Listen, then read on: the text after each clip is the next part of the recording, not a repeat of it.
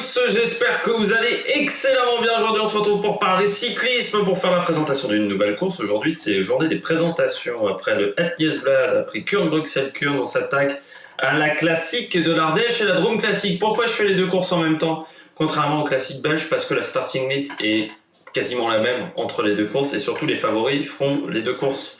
Donc voilà, alors j'ai réfléchi pendant très longtemps à ce que je faisais, une vidéo, deux vidéos. Après je me suis dit, on va tout essayer de rentrer dans une seule vidéo, ça fera moins de temps de montage. Et puis je pense qu'il n'y a pas vraiment d'intérêt à avoir deux vidéos vu le parcours de ces deux courses. N'hésitez pas à vous abonner à la chaîne, à réagir dans les commentaires, à mettre un pouce bleu, à partager la vidéo sur les réseaux sociaux. N'hésitez pas à mettre vos favoris dans les commentaires. Pour savoir qui va gagner, pour voir peut-être des coureurs que j'ai manqué, ce qui peut arriver quand on voit des start pistes, et puis en discuter dans les commentaires. Du côté de cette vidéo, comme on fait deux courses, on parlera déjà des parcours de ces deux courses, on parlera de la météo et du palmarès de ces deux épreuves, et puis ensuite on verra les favoris et le programme télé de ces deux épreuves.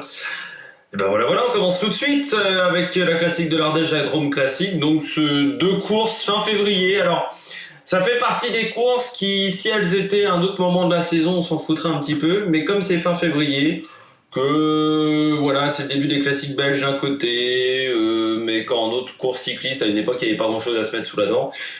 C'est toujours intéressant, même si ce ne sont pas les parcours les plus difficiles. Moi, j'ai toujours une préférence pour la classique de l'Ardèche, notamment pour la côte du Val d'Enfer, qui je trouvais très difficile, et rend la course un peu plus intéressante que la Drôme classique du dimanche. J'ai rarement été hyper convaincu par la Drôme classique, à part que des fois les arrivées se jouaient à pas grand-chose. Ça permet de voir les nouveaux coureurs français, qui parfois peuvent être performants sur ces courses-là. Ça permet également de voir le niveau des punchers français par rapport à des leaders internationaux. Là aussi, il y a un intérêt de voir, où se situe Alaphilippe par rapport à Roglic, où se situe un Cosnefroy par rapport à un Roglic cette année, ou par rapport même à l'équipe Trek. Enfin voilà, c'est toujours intéressant parce qu'il y a toujours un ou deux grands coureurs internationaux. Alors cette année, les références, ça sera Roglic et Alaphilippe. Donc voir comment un Cosnefroy se comporte avec ces deux coureurs-là, un Barguil ou un Guillaume Martin. C'est toujours très intéressant sur des parcours qui ne sont pas les plus durs de l'année, mais qui permettent quand même de faire des différences. Cette année, en plus, on a quand même une belle start piste. On a beaucoup de bons coureurs français. Plus Roglic, Vingegaard du côté de Jumbo. Donc ça va être très intéressant. Sur ce week-end de compétition qui à une époque était une course par étapes, qui s'est transformée en deux classiques distinctes. Il y a au moins 5-6 ans que ça arrivait, le fait de les transformer en deux classiques distinctes. On passe tout de suite à la présentation de ces deux courses, et puis ensuite on verra la météo du samedi et du dimanche. On va commencer par la classique de l'Ardèche, par le samedi. Donc vous voyez, parcours entre Guilherand Granges et Guilherand Granges, c'est à l'est de Valence, pour ceux qui veulent un peu une indication d'une carte de France. C'est un circuit, grosso modo, même s'il y aura deux versions similaires, et puis une version un peu plus difficile pour la fin de course, du côté de ce circuit à Guilherand Granges. Course de 172 km, on regarde tout de suite. Ça commence dès le départ avec la côte du Pin, 9 km 900 à 4,3% de moyenne. Je vous montre tout de suite la côte du Pin. Vous voyez, c'est pas extrêmement difficile, mais en tout début de journée, quand vous êtes un peu à froid, au mois de février parfois, il fait un peu froid, un peu frisquet, ça peut être un réveil un peu difficile, un peu tonique quand même. Je pense que certains coureurs vont faire du home trainer pour passer tranquillement cette côte du Pin sans se mettre dans le rouge. Donc c'est pas extrêmement difficile, vous voyez, pour moyenne à 5%, le sommet est un petit peu plus facile. C'est la côte la plus longue du parcours, c'est la moins pentue aussi du parcours. C'est pas extrêmement difficile, mais ça permet de se mettre dans le bain d'une journée qui sera pas évidente. On continue avec le col de la Justice, donc ça c'est au bout de 9 km de course, 10 km après le col de la Justice, 1 km 700 à 3,9% de moyenne, vous voyez le col de la Justice, très court, pas très pentu, moi j'appelle ça plutôt un faux plat montant, certains appelleront ça une côte, 1 km 700 à 3,9% de moyenne, un pourcentage maximal moyen, je dirais, de 4,2%. Ensuite on redescend.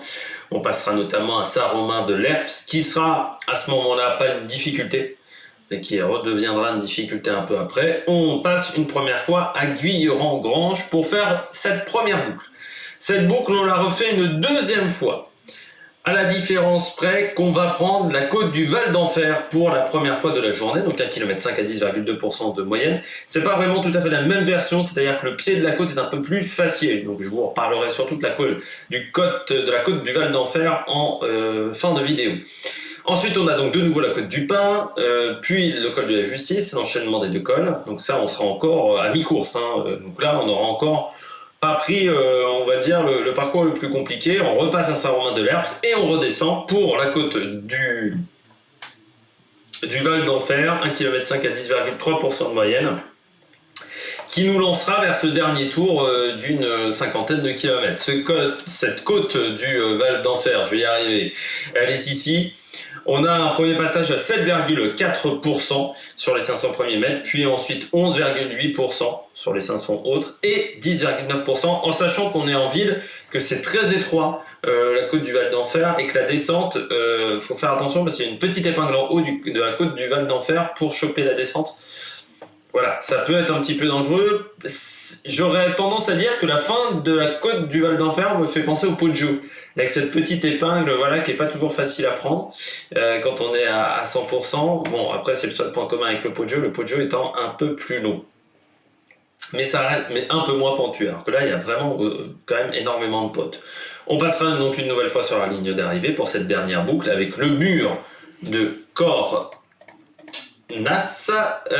qui fait donc 2 km, 1 km 900, ce mur de Cornas, 269 mètres.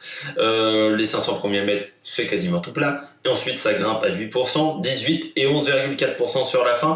Et c'est surtout en fait la difficulté du mur de Cornas, c'est qu'il s'enchaîne avec la côte de Saint-Romain de l'Herps, 6 km 3 à 7,1% de moyenne. C'est ce qu'on pourrait représenter comme une côte de deuxième catégorie, cette côte de Saint-Romain de l'Herps, avec un passage très compliqué qui fait souvent mal aux pattes. C'est ce passage entre le kilomètre 1 et le kilomètre 2 à plus de 10% parce que on vient d'enchaîner une côte très pentue juste avant, donc on enchaîne quasiment les deux difficultés.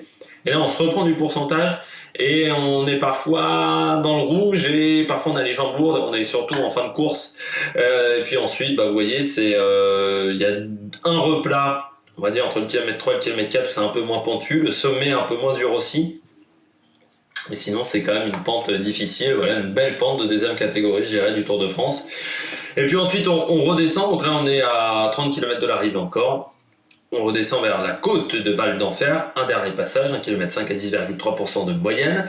Ce dernier passage est à 7 km de l'arrivée. Et ensuite, descente technique, puis 3-4 km de plat qui peuvent parfois permettre à des regroupements, mais c'est assez rare. Et ensuite, l'arrivée du côté de Guilherand-Granges. Ça, c'était la Drôme-Ardèche. Hop, je ferme la Drôme-Ardèche. On passe maintenant la classique de l'Ardèche, pardon. On passe maintenant à la classique de la Drôme classique. On va y arriver. C'est compliqué cette vidéo aujourd'hui. La Drôme classique. Étoile sur Rhône, étoile sur Rhône. J'ai oublié de préciser que la classique de l'Ardèche, on est à 3161 mètres de dénivelé positif selon Pro Cycling Stats. Du côté de la Drôme classique, on est à 2371 mètres de dénivelé positif. Du côté d'Étoile sur Rhône, Étoile sur Rhône. Vous voyez, parcours beaucoup moins pentu, beaucoup moins difficile. Là encore, on aura deux circuits, on va dire, traditionnels, et puis le dernier tour de circuit sera un petit peu différent et un petit peu plus long et un petit peu plus difficile. Je vais réussir à articuler, c'est vraiment compliqué. On part d'Étoile sur Rhône. Au bout de 20 km, on a le mur d'Eure, 1 km à 6,7%. On va vous le montrer, le mur d'Eure. Voilà, c'est très court. Les 800 premiers mètres sont difficiles et ensuite, plus on monte, moins c'est compliqué, je dirais. Avec un dernier 200 mètres à 3,7%. Bon, l'avantage, c'est que c'est une côte qui est assez étroite, assez réduite en longueur plutôt qu'assez étroite. Donc ça va plutôt pas trop mal. Ensuite, 10 km après, nous avons au kilomètre 29 le mur d'Alex qui fait 700 mètres à 8,4% de moyenne. Vous ne faites pas avoir par ce pourcentage-là, par ce graphique qui est un peu trompeur. On a découpé 100 mètres par 100 mètres. Donc ça fait des pourcentages assez énormes. parce que c'est 100 mètres par 100 mètres. Donc le passage le plus difficile, pourcentage max 12,2%, le pourcentage moyen à 8,8%, mais là encore vous voyez c'est 700 mètres. Ça peut préparer à des côtes de Flandrienne, ça peut ressembler voilà, à des côtes de Flandrienne au niveau de la longueur. Et puis ensuite on a le plateau du Soulier, 500 mètres à 6,8% de moyenne pour le plateau du Soulier. Là encore, hein, le pied est difficile et ensuite plus on monte, je dirais, plus c'est facile. Sur les derniers 200 mètres, on voit qu'on repasse sous les 6%. Fin du premier tour de circuit, il y a quand même le passage par la côte de Claude sur la ligne d'arrivée. Cette côte de Claude, hop, on va la remettre également. Un passage difficile, un pourcentage max à 14%, puis ensuite un peu moins de difficulté, mais sa côte de Claude fait rarement des différences et elle dure 600 mètres. On redescend ensuite par un deuxième passage par cette même boucle, mur d'Heure au kilomètre 69, mur d'Alex au kilomètre 78, plateau du Soulier au kilomètre 81, côte de Claude de nouveau au kilomètre 92. Puis on va prendre la boucle un peu plus longue qui commencera par gérer une vingtaine de kilomètres de plat. Et ensuite, on aura de nouveau le mur d'Heure, qui fait 1 km à 6,7%. Là, on sera encore à un peu moins de 80 km de l'arrivée. Puis le mur d'Alex, encore enchaîné. Là, on sera à peu près 70 km de l'arrivée. Et la nouvelle difficulté de ce dernier tour, c'est le col du Dévès, 4 km 2 à 4,5% de moyenne. Alors, vous faites pas voir, ça n'a de col que le nom. Ça monte pas très haut, moins de 400 mètres d'altitude. Je pourrais dire qu'à côté de chez moi, il y a des côtes qui sont à 400 mètres d'altitude, beaucoup plus plantues, et on ne les appelle pas des cols. Donc le col du Dévès, avec un passage maximum à 6,9%.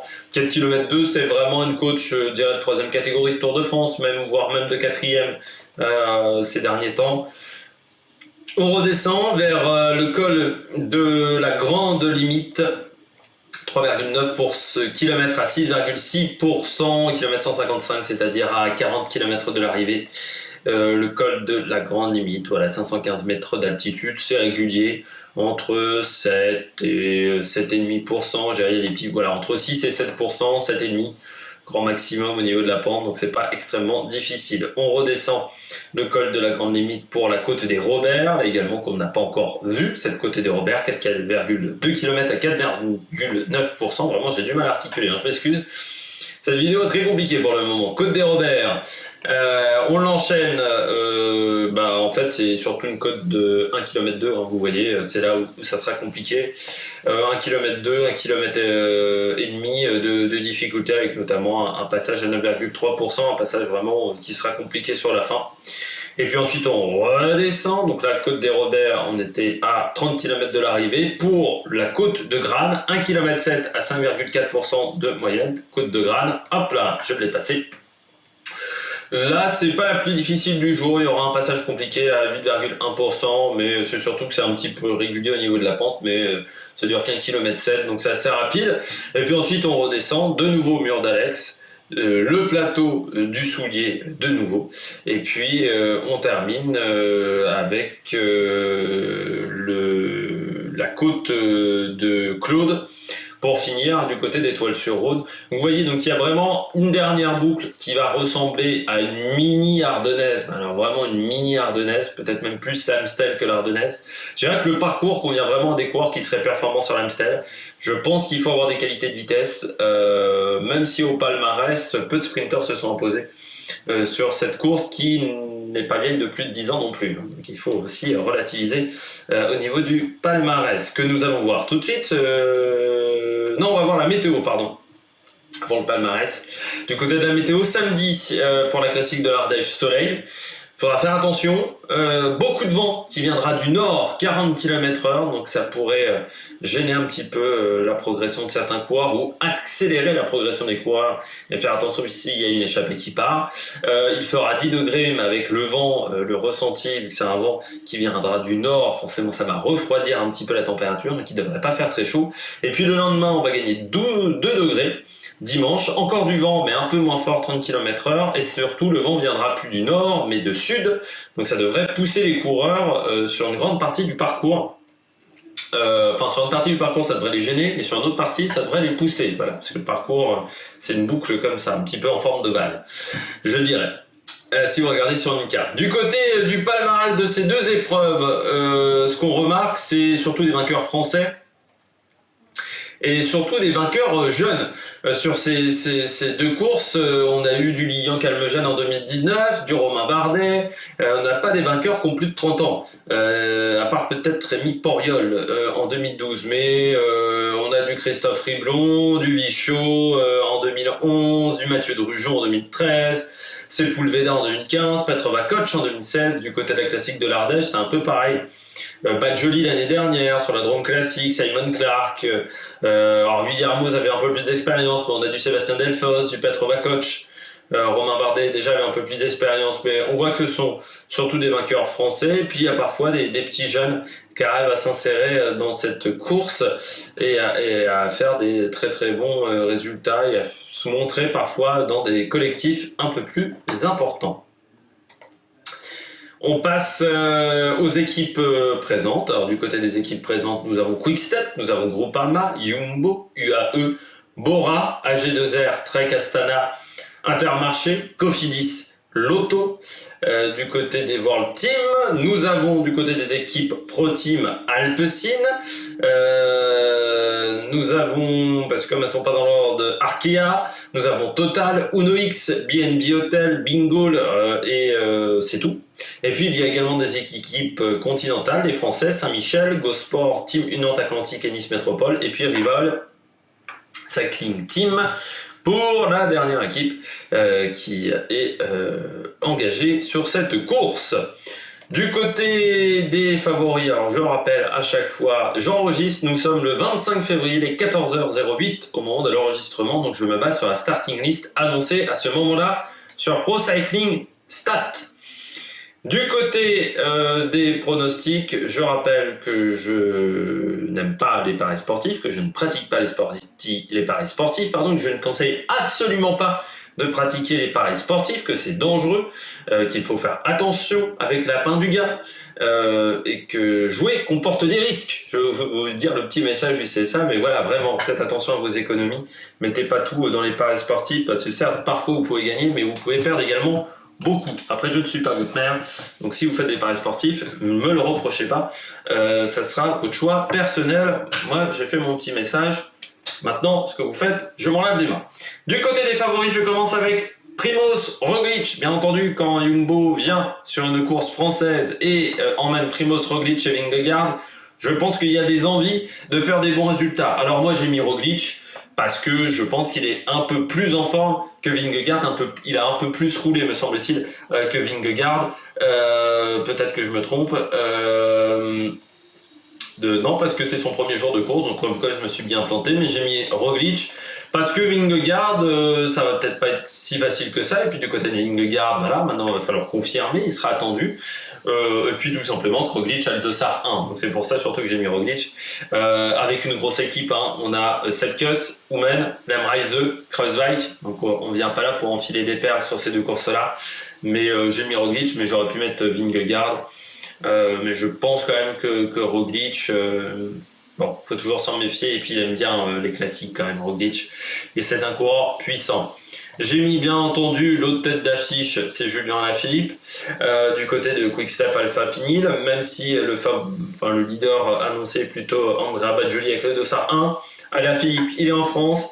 Lui, il a déjà couru, notamment autour de la Provence. Il a montré qu'il avait plutôt des jambes intéressantes autour de la Provence.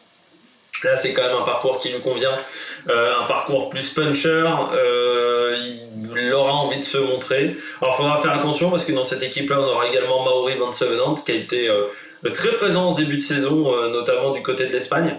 Mais je pense qu'il se mettra au service d'Alaphilippe et de Badjoli. Et puis, je mets pas Badjoli parce que Badjoli, on a vu quand même les limites un petit peu de Badjoli du côté du Tour d'Arabie Saoudite. Je pense qu'Alaphilippe est une meilleure chance de victoire que Andrea Badjoli. Sur ces courses-là, surtout si on a un Roglic qui est en très grande forme. Du côté des autres coureurs à suivre, des autres favoris, j'ai mis Benoît Cosnefroy, le coureur d'AG2R, toujours très performant sur les courses françaises, il aime ça. Alors c'est pas toujours un spécialiste des débuts de saison, Benoît Cosnefroy, mais j'ai l'impression qu'à l'intersaison, il a plutôt été performant, il a très bien fini 2022. Alors malgré tout, Cosnefroid France début de saison, des résultats pas incroyables. Après c'est une reprise. C'est toujours dur de juger. Je trouve pour moi c'est plus dur de juger en janvier, février, mars que de juger en juillet les coureurs. Parce que on a déjà eu des résultats avant là. Faut que je me base parfois sur 2 jours de course, 5 jours de course, donc très peu de résultats au final. Donc c'est un peu plus, il y a un peu moins d'analyse technique, c'est un peu plus du ressenti. Mais du côté de Cosnefroid, je l'ai pas trouvé incroyable sur le début de saison, mais bon, on est sur une course importante et puis il sera le leader d'AG2R et c'est peut-être le moment pour lui de se montrer. J'ai mis Guillaume Martin également, le cours de Cofidis, alors lui qu'on a beaucoup vu. Pardon, Guillaume Martin. Peut-être pas encore totalement au top de sa condition physique quand il a été autour des Alpes-Maritimes et du Var. Mais là, il arrive à un moment où il va être beaucoup plus performant et normalement, ça devrait plutôt bien se passer pour Guillaume Martin à ce moment-là parce que je pense qu'il a vraiment des très très bonnes jambes depuis le début de saison et qu'il est vraiment très performant, Guillaume Martin. Donc c'est pour ça que je le mets parmi les favoris.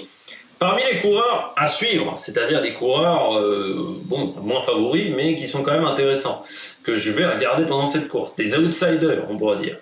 J'ai mis Diego Ulissi. Vous savez, ma théorie, c'est que Diego Ulissi, il gagne qu'en Italie. Il n'aime pas la France, Diego Ulissi. Malgré tout, sur une course comme ça, il va être performant. C'est un peu une blague, puisqu'il y a toutes ses victoires sur le Giro. C'est vrai que sur d'autres courses, il est beaucoup plus en retrait, Diego Ulissi. Donc du côté du coureur, je vais regarder ce qu'il est capable de faire. Surtout qu'il y a quand même également Juan Ayuso, Brunel qu'on a beaucoup vu, McNulty, Polang, Joel Sutter, Fischer Black. Donc il y a quand même une équipe avec des coureurs qu'on a déjà vu depuis le début de saison. Je pense à Joel Sutter, je pense à Alexis Brunel, je pense à Juan Ayuso. Alors après c'est une équipe qui est quand même assez jeune. Parce que McNulty, Sutter, il est un peu plus âgé, mais McNulty, Ayuso, Brunel, Fischer Black, ça doit avoir moins de 24 ans de moyenne d'âge. On enchaîne ensuite avec Warren Barguil. J'ai toujours dit Warren Barguil, je pense qu'il doit se concentrer sur les classiques. Je pense qu'il est plus performant maintenant sur les classiques.